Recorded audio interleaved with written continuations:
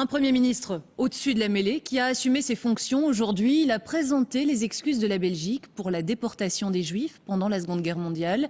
Elio Di Rupo n'est pas le premier responsable politique belge à le faire, mais son discours semble avoir eu un impact particulier sur la communauté juive de Belgique. Dominique Dussin.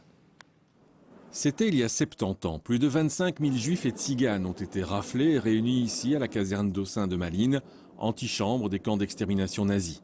Le prince Philippe est venu rendre hommage à ces victimes exterminées par les nazis, certes, mais avec l'aide des autorités belges.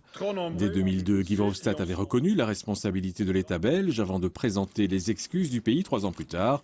Aujourd'hui, le Premier ministre Elio Di Rupo a lui aussi reconnu cette responsabilité. Je veux exprimer les regrets et la honte que cette collaboration nous inspire. En tant que Premier ministre du gouvernement belge, je présente les excuses de la Belgique à la communauté juive, même si les comportements de l'époque sont inexcusables. Ce discours du Premier ministre a été particulièrement apprécié par la communauté juive. Il a bien parlé et je trouve que l'excuse qu'il a faite, c'était magnifique.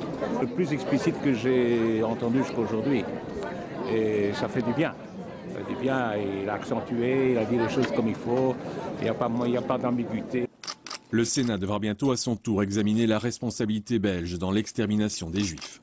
Des 25 000 personnes envoyées dans les camps depuis Malines, seuls 5% sont revenus. Parmi eux, Schielberg, aujourd'hui âgé de 87 ans.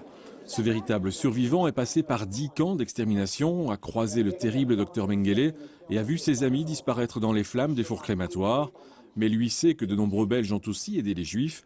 Et s'il a survécu au camp, c'est grâce à des prisonniers politiques belges qui l'ont fait passer pour l'un des leurs. Il me dit voilà, ici il y a Pepermans, il a diphtérie, il va mourir. Et toi tu vas prendre ta place. Et j'étais le seul Juif entre 3000 prisonniers politiques et personne ne m'a dénoncé. Fin novembre, un nouveau musée de l'Holocauste sera inauguré sur le site de la caserne d'Aussin de Malines pour raconter l'histoire de Schielberg et des autres déportés juifs.